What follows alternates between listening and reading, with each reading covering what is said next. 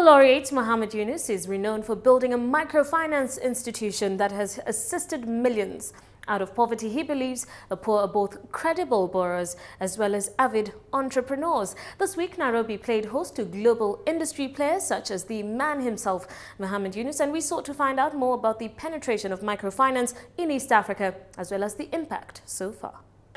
Home to over 500,000 people, Mathare Valley Slum, which is located only a few kilometers from Nairobi, is known to be one of the country's most poor, congested and crime-prone slums.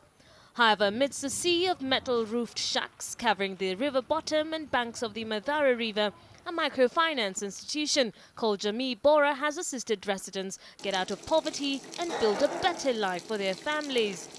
Cecilia Rahab Nyambura is one among hundreds of residents who have benefited from the scheme and are now proud owners of their homes at Kapute. Microfinance has taught us to be responsible borrowers.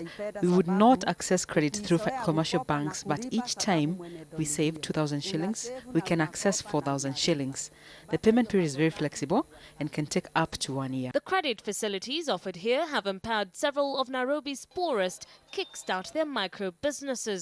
I took a loan for my children's school fees and later began poultry farming. I have so far borrowed 600,000 shillings. It helped me to start a business at Dandora. After school, after college, I started a business, green grocery. Then after that, they employed me as a staff. So I'm a staff at Jogoo Road branch. The success of local microfinance institutions has raised the profile of lending to the poor. With 170,000 members to date, Jamii Bora is one of the most tangible success stories, but the number of Kenyans without access to financial services still remains high. I started what I thought would be a very small program with mothers of my adopted children's friends from the time they had been in the streets. And that has grown to the largest microfinance organization in Kenya. And I believe it grew because it was the women themselves who insisted that we should do something together. And they said in the beginning, Mom, this time I don't want us to have any staff. It should just be you and us. And if you need to employ somebody, you employ our kids. And so we actually started that way. We only employed people who themselves had been beggars. The first 50 beggars are very important people with us now. Some of them are very successful business people, and they spend a lot of their time to convince others, if I could make it, you can also make it. At a time when the global economy is limping from the worst financial crisis ever, and as Kenya struggles to regain its economic footing, credit expansion to both the private sector and households is seen as critical to success.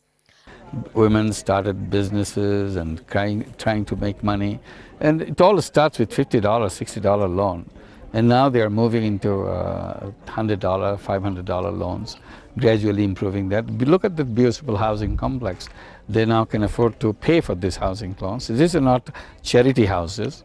They're taking a loan and paying for it, and gradually over time that loan will be paid back, and this is their house. They protect this, and they're very proud as a human being instead of living in the slum.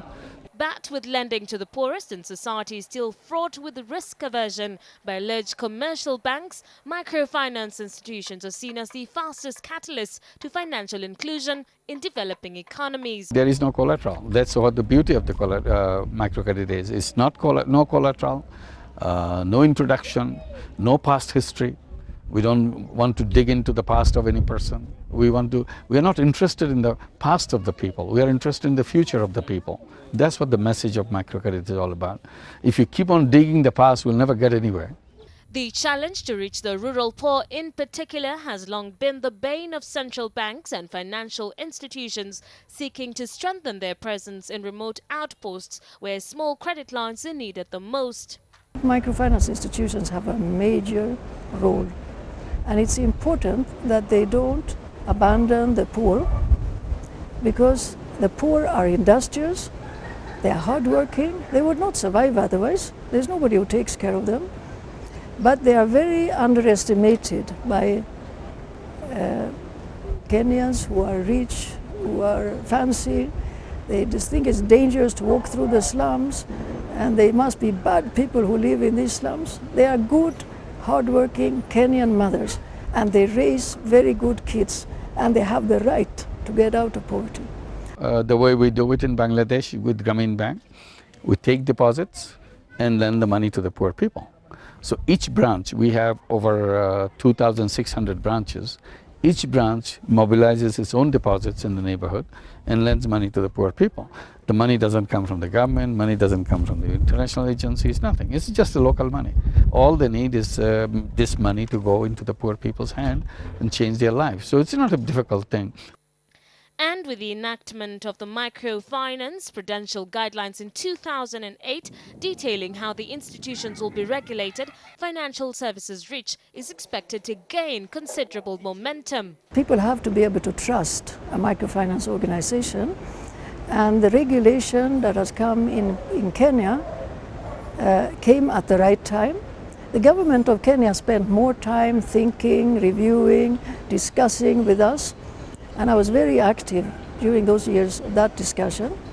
However, Jamii Bora decided to become a commercial bank because some of our members have now climbed out of poverty and they need commercial banking support. They need to be able to use checkbooks and so on.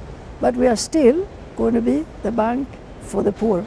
We're still going to assist the very poor and see them climb up, but they don't have to leave us when they climb out of poverty, because they are the mentors for all the others, you see. They are very important to us. With financial access, especially in rural Kenya, being seen as one of the most crucial pillars for returning the country back on the growth path, it is expected that the growth of microfinance will be the breakthrough in ending poverty in the region.